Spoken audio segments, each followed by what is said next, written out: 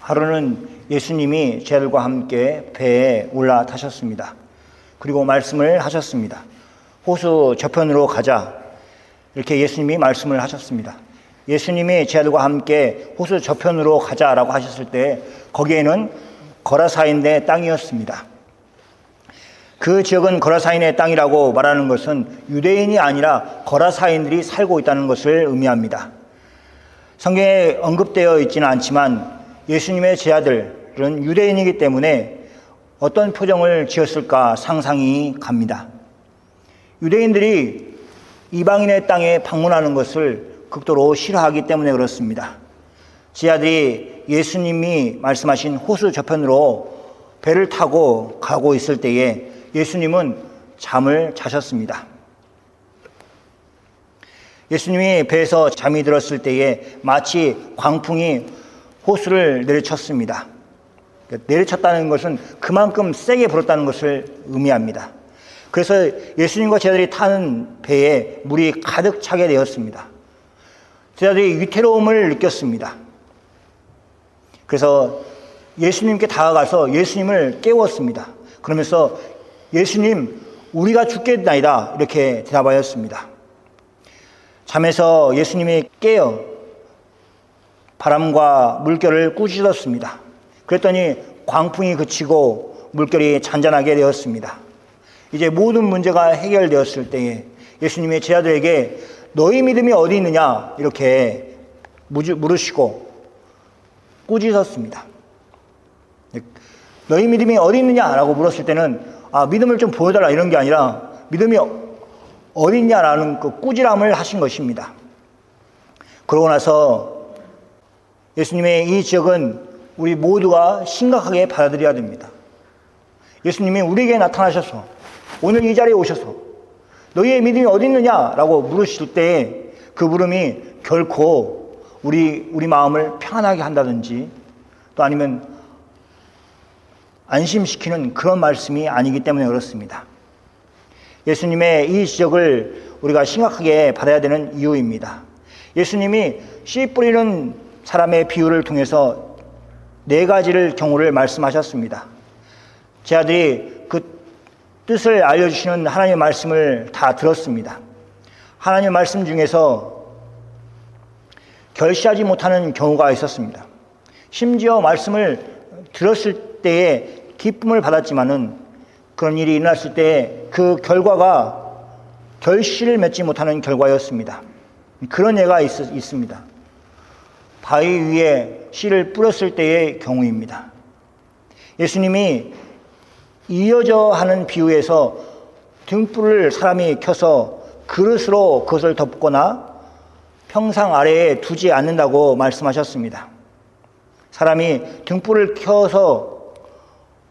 켜놓는 것은 등불을 통해서 빛을 비추기 때문에 그 빛을 볼 수 없는 곳에서 등불을 켜고 그것을 숨겨놓지 않는다고 말씀하셨습니다. 예수님은 하나님의 말씀을 제자들에게 또 사람들에게 전파하였습니다. 그러면서 결코 잘못 듣지 않도록 제자들에게 특별히 비유에 대해서 다시 또 설명을 하시고 반복해서 설명하시는 것을 볼 수가 있습니다. 하나님의 말씀을 잘못 들으면 있는 줄로 생각하는 그것까지 다 빼앗긴다고 예수님이 말씀하셨습니다.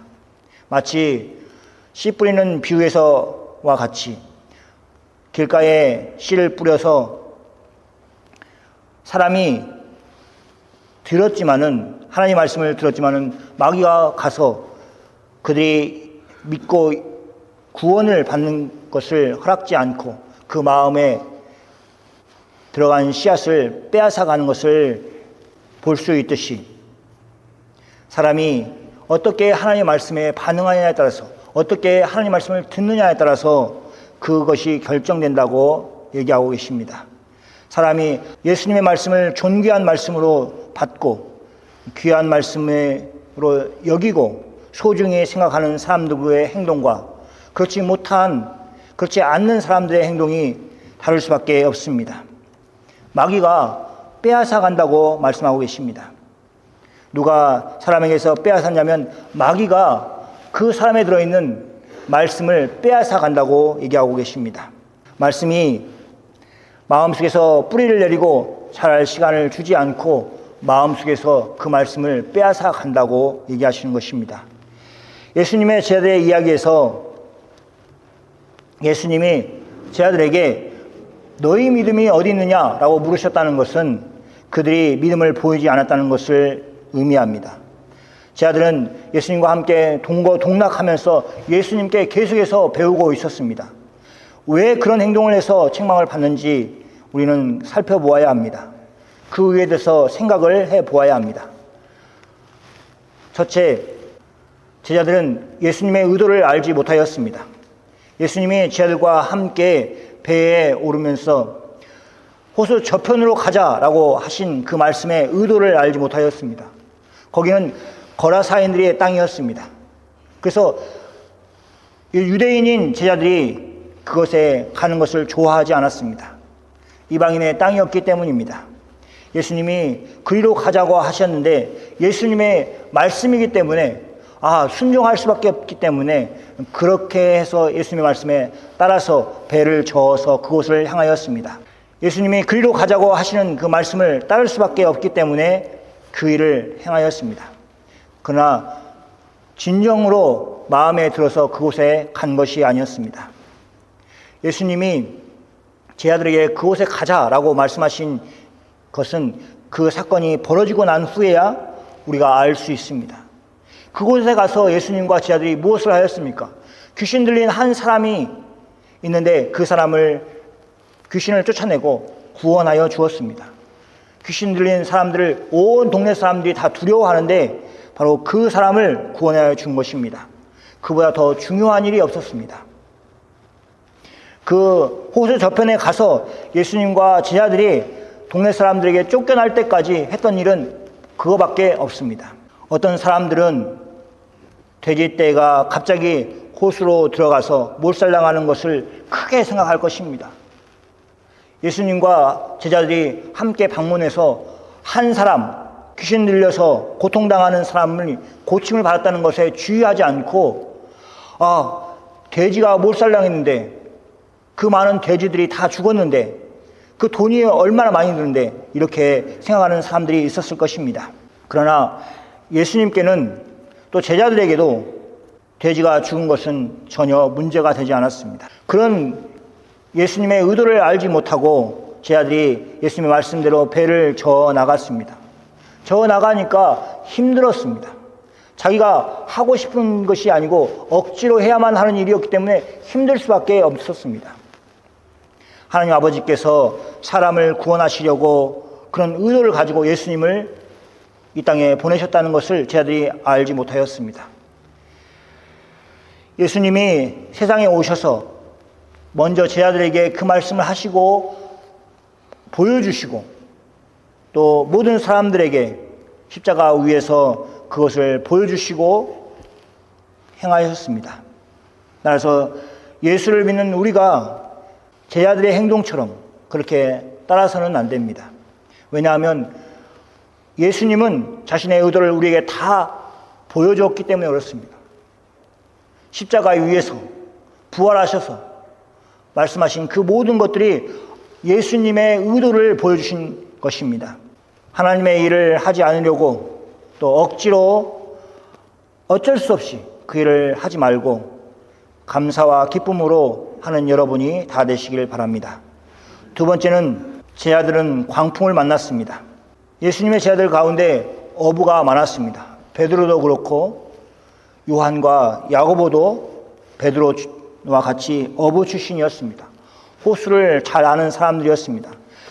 그런 그들도 호수에서 광풍이 불어서 배가 흔들리고 배에 물이 가득 찼을 때에 자신의 경험이 아무 쓸모가 없었습니다. 사람들은 경험이 풍부하면 다들 좋은 것이다, 유익이다 이렇게 말합니다. 회사에서도 일을 처리한 경험이 있는 사람이 우대를 받습니다. 그래서 일을 막 이제 배워가는 그런 사람이 회사에 취직하면 이게 적은 연봉을 받지만 경력자는 높은 연봉을 받는 것이 그것입니다. 그런데 어떤 사건은 경험을 아무리 해도 아무 소용이 없는 일이 있습니다. 예수님의 제자들이 배를 타고 호수에서 광풍을 만났을 때가 그런 경우입니다. 제자들은 어쩔 수 없었습니다. 제자들이 타고 있는 배는 광풍을 이겨내기에는 너무너무 작았습니다. 풍랑으로 인해 배가 미친 듯이 흔들리고 풍랑으로 인해 배가 물이 가득하였습니다. 호수에 닥치는 광풍은 제자들의 정신을 혼돈스럽게 만들었습니다. 어떤 일을 하기 전에 어떤 일을 생각할 수 없을 정도로 그렇게 그들을 위태롭게 만들어 놨습니다. 우리가 당하는 위기의 순간에 제자들이 겪는 광풍이 예고 없이 우리에게 일어나고 그 정도가 가늠할 수 없을 정도로 그렇게 우리에게 닥쳐올 때가 있습니다.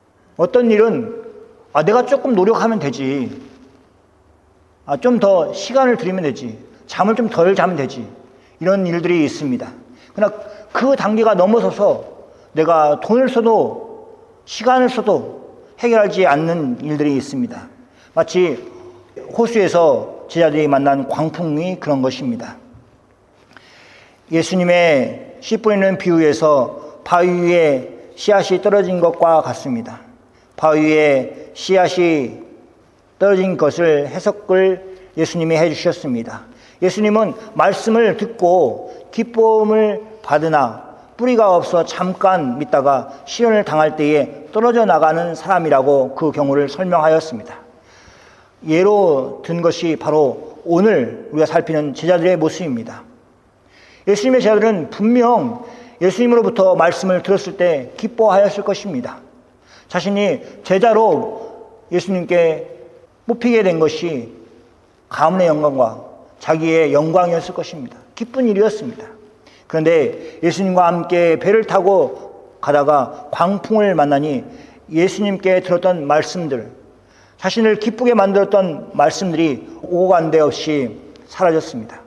광풍 때문에 위태로워진 자신이 보였습니다.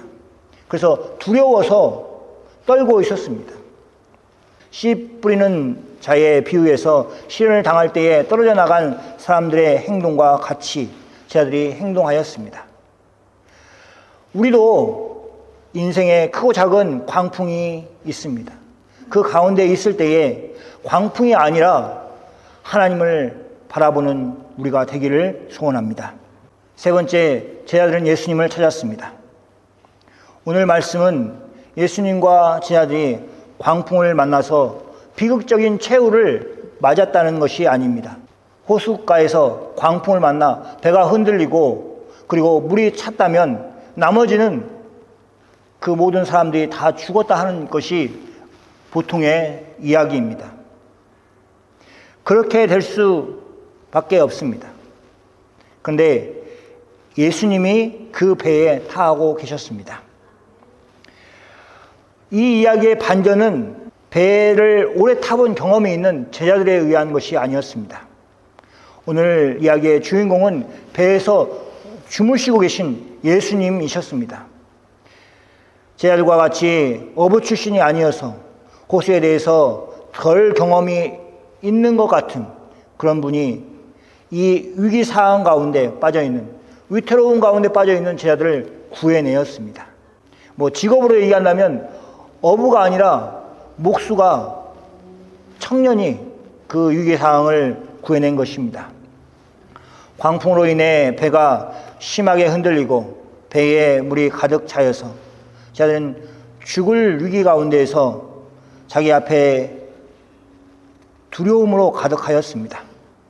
그런데 예수님이 제자들이 자신을 깨우는 통에 일어나시고 제자들이 안절부절하는 가운데 있는 것을 보시고 제자들이 불안해하는 요소들을, 바람과 물결들을 꾸짖으시고 그리고 그것들을 잠잠케 하셨습니다.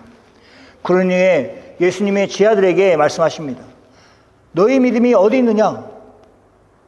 이렇게 허둥대고 있는데 너희의 믿음이 어디 있느냐? 내가 바로 옆에 있는데 나를 찾지 않고 너희가 두려워하는 것은 어찌된 일이냐? 이렇게 물으신 것입니다. 제자들이 그간 놓쳤던 예수님을 다시 보게 만드는 그런 질문이셨습니다. 제자들이 광풍을 만났을 때 제일 먼저 찾아야 됐던 것은 예수님이었습니다. 예수님을 깨워 우리가 어떻게 하면 좋겠습니까? 예수님께 묻는 것이었습니다. 그래서 제자들은 예수님의 눈에 들어오지 않았습니다. 물을 어떻게 차지 않도록 물을 밖에다 뿜어내는가 하는 것이 관심사였습니다. 어떻게 하면 배를 광풍 가운데 안전하게 잘 유지할 수 있는가, 그것이 그들의 관심사였습니다. 그런데 결국에는 예수님을 찾을 수밖에 없었습니다. 그리고 예수님을 찾은 것이 그들에게는 다행이었습니다. 그러니까 우리 모두도 예수님을 찾아와서 예수님이 피난처가 되신 것이 우리에게 정말 다행입니다. 다시 예수님의 씨 뿌리는 자의 비유에서 바위 위에 씨앗이 떨어진 경우를 생각해 보겠습니다.